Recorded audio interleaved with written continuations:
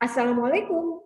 Halo kawan-kawan, jumpa lagi dengan saya Amina dalam rangkaian materi evaluasi pembelajaran. Hari ini saya akan membahas tentang pengantar evaluasi pembelajaran.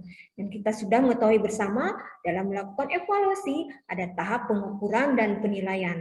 Sekarang kita akan memperjelas definisi antara pengukuran, penilaian, dan evaluasi.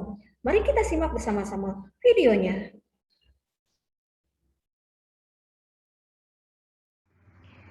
Assalamualaikum kawan-kawan, berjumpa lagi dengan saya Aam Amina.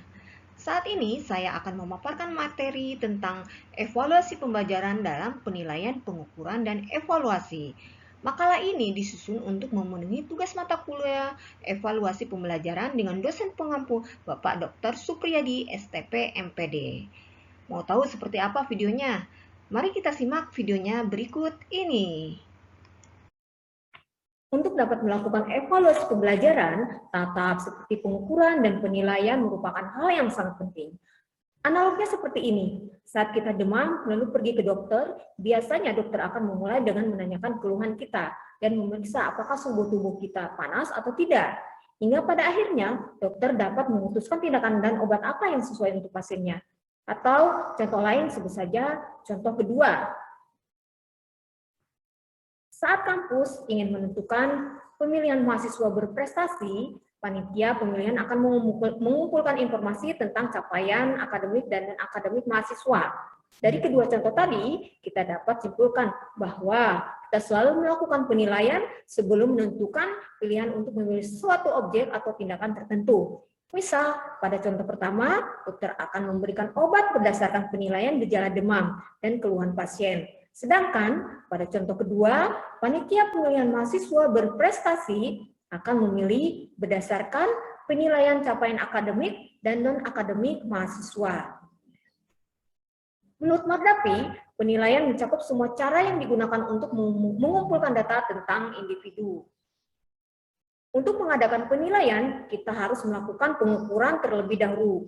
Dalam contoh pertama, dokter memilih obat berdasarkan pengukuran suhu tubuh melalui termometer dan berdasarkan gejala pasien. Barulah dokter akan dapat menentukan obat dan tindakan apa yang sesuai untuk pasiennya. Dalam contoh kedua, panitia pemilihan mahasiswa berprestasi akan memilih mahasiswa yang layak secara akademik berdasarkan skor IPK dan non-akademik berdasarkan jumlah kejuaraan yang diraih oleh mahasiswanya.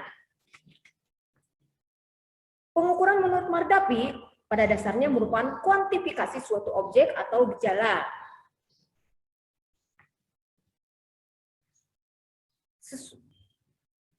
Langkah-langkah mengukur kemudian menilai sesuatu sebelum kita mengambil keputusan, itulah yang dinamakan mengadakan evaluasi.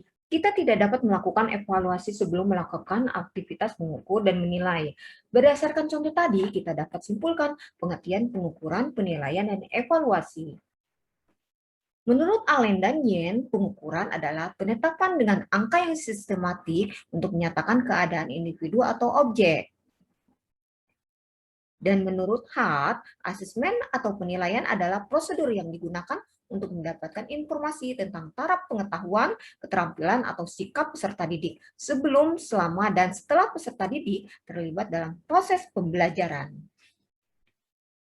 Menurut Subali, evaluasi merupakan semua proses yang sistematis yang dilaksanakan untuk mengetahui kualitas, pelaksanaan, dan tingkat keberhasilan serta efisiensi suatu program. Nah, sekarang kita sudah dapat membedakan antara pengukuran, penilaian, dan evaluasi. Terima kasih atas perhatiannya, semoga bermanfaat. Salam sehat, sampai jumpa lagi dalam materi berikutnya. Wassalamualaikum.